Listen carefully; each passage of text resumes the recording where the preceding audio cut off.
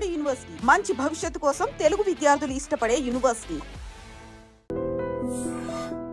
Industry వాళ్ళతో ఏమైనా ఇబ్బందులు పడ్డావా? ఇండస్ట్రీ వాళ్ళతో అంటే పడ్డాను. వాళ్ళు కూడా ఏమైనా మిస్బిహేవ్ చేయడం చేశారు? పడ్డాను. ఉన్నారా? ఉన్నారు. అంటే నేను నా స్టార్డమ్ ఉన్న టైంలో నన్ను ఒక ఇద్దరు పర్సన్స్ అయితే అసలు ఇండస్ట్రీనే వదిలేసాయి, మేము చూసుకుంటాము, మేము ఎప్పుడు పిలిస్తే అప్పుడు రావాలి, ఎప్పుడు ఏం చేస్తే. నేను కొన్ని తప్పులు చేశాను, ఎందుకంటే నేను ఒప్పుకుంటాను. ఎలాంటి తప్పులు అంటే మా నాన్న ఆ టైంలో బాగాలేని టైంలో, అతని హెల్త్ కండిషన్ బాగాలేని టైంలో చేతిలో రూపాయి లేదు. వేరే ఇండస్ట్రీ పర్సన్స్ నాకు ఛాన్స్, నేను హెల్ప్ చేస్తాను అది ఇది అనడం వల్ల నేను తల వంచుకోవాల్సి వచ్చింది. కానీ అదే నాకు చాలా ప్రాబ్లం కూడా అయింది ఆ టైంలో. నువ్వు నాతోనే ఉండాలి, నన్ను కొట్టడము, నన్ను తిట్టడము, పర్సనల్లీ ఫోన్లో హెరాస్మెంట్ చేయడము చాలా జరిగాయి. కానీ అది బయట చెప్పుకుంటే మా అమ్మ వాళ్ళు బాధపడతారు. ఈవెన్ నా ట్రాన్స్ఫర్మేషన్ టైంలో కూడా మా అమ్మ వాళ్ళకి ఏది తెలీదు. వాళ్ళు ఎక్కడ బాధపడతారు చెప్తే, వాళ్ళు మా అమ్మ చచ్చిపోయేది నా ట్రాన్స్ఫర్మేషన్ గురించి తెలిసి. ఎందుకు వాళ్ళ పేరెంట్స్ని ఇబ్బంది పెట్టకూడదు. షూటింగ్లో ఉన్నానమ్మా, నేను పలానా షూట్లో ఉన్నాను, పలానా ఊర్లో ఉన్నాను, ఇప్పుడు మాట్లాడలేను అని కవర్ చేసుకునేదాన్ని వాళ్ళకి చెప్పకుండా.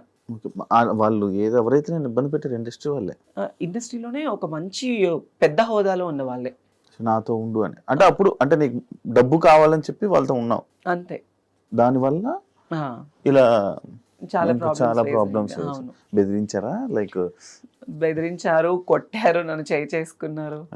ఇండస్ట్రీలోనే లేకుండా ఆ సగం ఆ భయంతోనే ఒక 2 ఏళ్ళు నేను చాలా దూరంగా ఉన్నాను. అదే నేను ఎప్పుడో అడిగిన క్వశ్చన్ కి, అంటే ఇంటర్వ్యూ స్టార్టింగ్ లో అడిగిన క్వశ్చన్ కి ఆన్సర్లు ఇప్పుడు ఇచ్చావు.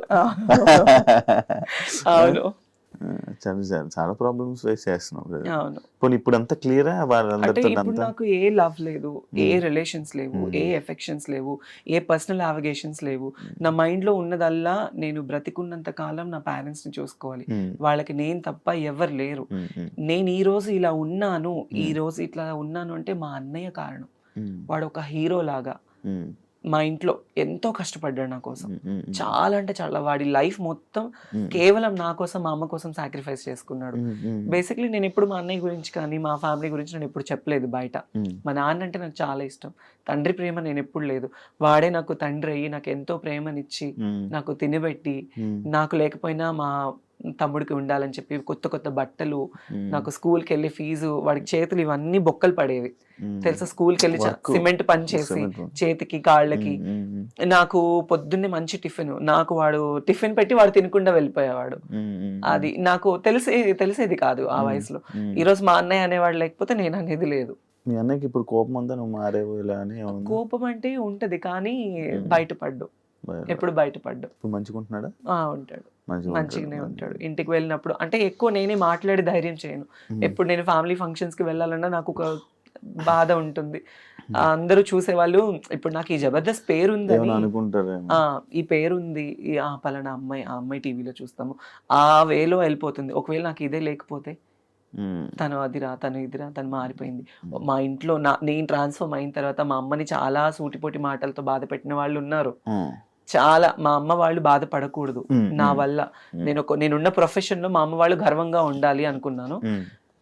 అట్లీస్ట్ సరైన చీర కట్టుకోవడానికి లేకపోతే మా అమ్మకి సొంత వాళ్ళే ఇవ్వలేని పరిస్థితుల్లో నేను అవన్నీ నా మైండ్ లో ఉండేవి. ఎలా ఏంటి మా ఫ్యామిలీని ఎలా చూసుకోవాలని నేను కష్టపడ్డాను. నా లైఫ్ లో నేను కష్టం తప్ప నేను సుఖాన్ని చూడలేదు. కష్టపడి ఈ రోజులో మా అమ్మ వాళ్ళకి ఇక్కడ నిలబెట్టాను వాళ్ళని. ఎవరికైనా కష్టం వస్తే మరి నిలబడతారు కదా జబర్దస్త్. కొన్నిసార్లు కొంతమందికి నిలబడరు. లైక్ ఎగ్జాంపుల్ నీ విషయంలో కూడా మీ నాన్నగారు టైంలో నా లైఫ్ లో నాకు ఎవరు నిలబడలేదు. ఆ రోజు ఎవరు రాలేదు కదా మరి. నా కోసము ఈ విషయం చెప్పాలి, నాన్న విషయం అనే కాదు, నేను జబర్దస్త్ నుంచి బయటకు వచ్చిన 2 years నాకు ఒక యాక్సిడెంట్ వల్ల నేను తల సర్జరీ, నాకు ఇది రైనోప్లాస్టీ యాక్సిడెంట్ అయింది నాకు. అంటే పడిపోయా నేను. కార్లో వస్తుంటే ఎయిర్పోర్ట్కి వెళ్ళే దారిలో బర్రెని గుద్దేసేసి పడిపోయాను అనమాట.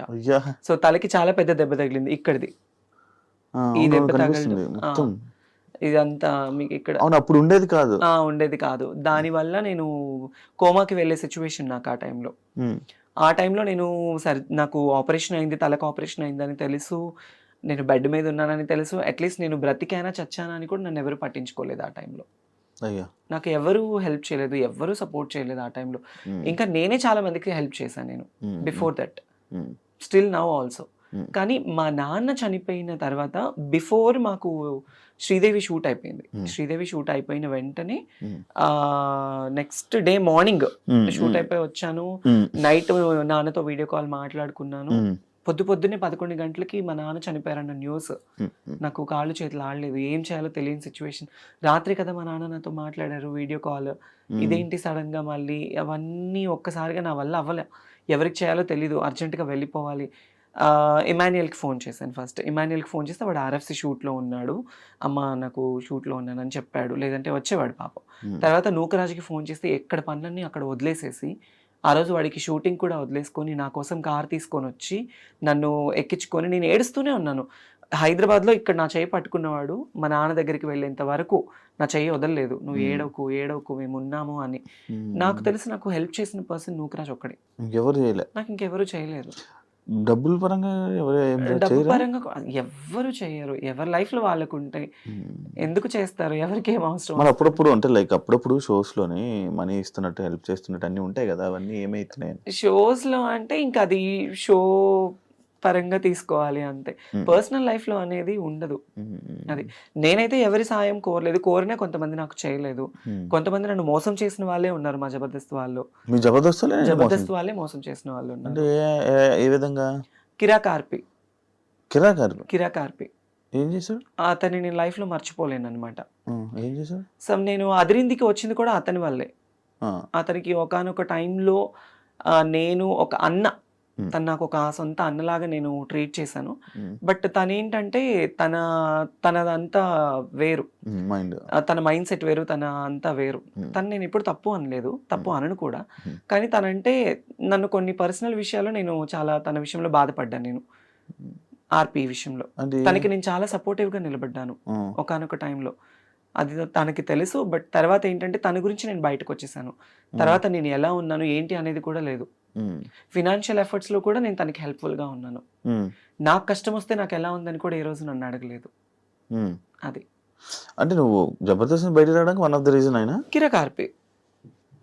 ఆఫ్ కోర్స్, మరి అదిరింది తన టీంలోనే కదా నేను చేసింది, ఆర్పి టీంలోనే కదా. అది తన పర్సనల్గా ఏమైపోయి ఇబ్బంది పడ్డావు ఆయన వల్ల? పర్సనల్గా అంటే ఏం లేదు, అంటే నమ్మకం అనేది ఎంత పాపిష్టిది అంటే ఈ రోజుల్లో ఒక ట్రస్ట్ అనేది ఎప్పుడు మనిషి మీద, డబ్బు నమ్మకం చాలా పాపిష్టివి. ఒక మనిషిని బాగు చేయాలన్నా డబ్బే నమ్మకమే, వాళ్ళని నాశనం చేయాలన్నా డబ్బు నమ్మకమే. ఈ రోజుల్లో ఏంటంటే మనీ మేక్స్ మెనీ థింగ్స్ అంటారు, కానీ మనీ మేక్స్ ఎవ్రీథింగ్. డబ్బు మీదే అంతా నడుస్తుంది. No relations, no affections. అరే మనకి సాయం చేశారు అన్న విశ్వాసం కూడా లేదు కొంతమందికి. నేను ఎంత చేశాను ఏంటి అనేది ఆర్పీకి తెలుసు, చాలా మందికి జబర్దస్త్ వాళ్ళకి తెలుసు.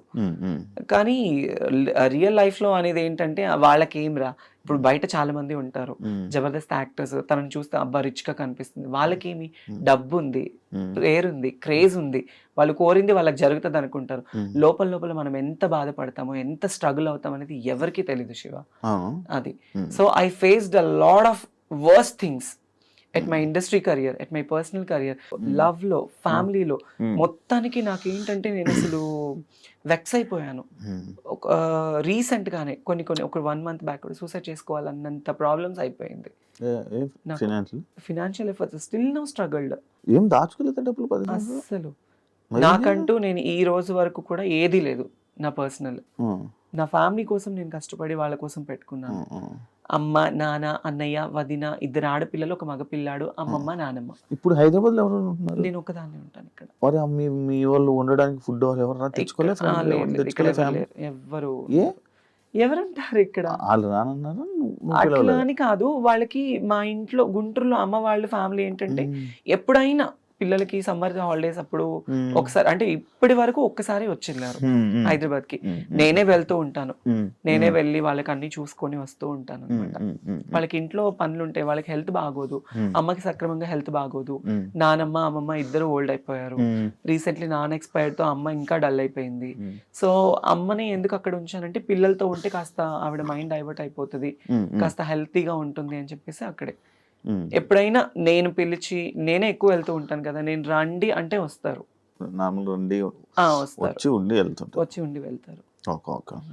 పెళ్ళి ఎప్పుడు చేసుకుంటున్నావు? పిల్లోడిని చూడాలన్నా నేను రెడీ. చేసుకుంటానా మళ్ళీ? మా మళ్ళీ ఇంటికి సంబంధాలు కూడా వచ్చాయి. కాదు, ఇలాంటివన్నీ జరుగుతున్నాయి కదా మళ్ళీ, అలా నా లైఫ్ భయం లేదా? నా లైఫ్ లో నేను మళ్ళీ తెలిసి నేను ఆ తప్పు చేయలేను. తెలిసి నేను ఆ తప్పు చేయలేను.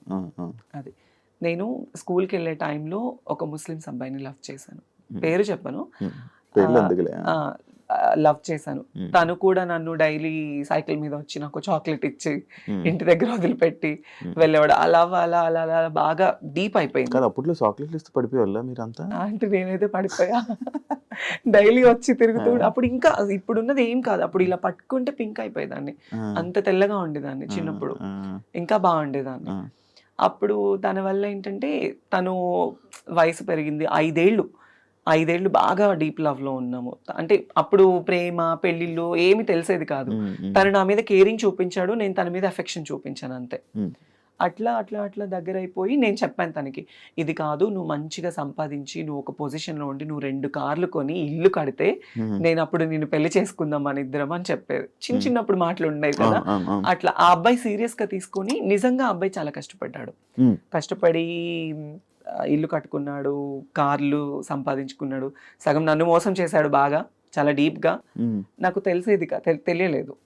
తర్వాత మళ్ళీ నాకు దగ్గర అయిపోయి, మళ్ళీ నా లైఫ్లో ఫస్ట్ తను సంపాదించాలి నువ్వు చెయ్యాలి అన్నానా, ఆ టైంలో నేనే సాయం చేసే తనకి, డబ్బు పరంగా కావచ్చు, అన్ని ఈవెంట్లకు వెళ్ళి. నువ్వు ఇప్పుడు డబ్బు లేకుండా ఉండిపోవడానికి రీజన్ అందరికి సహాయాలు చేసి అందరికి ఇచ్చేసి నాకు లేకుండా నేను అయిపోయింది. ఇప్పటికైనా మారచ్చు కదా, మళ్ళీ నాకు ఒక అబ్బాయిని చూడు పెళ్లి చేసుకుంటే అర్థమైంది.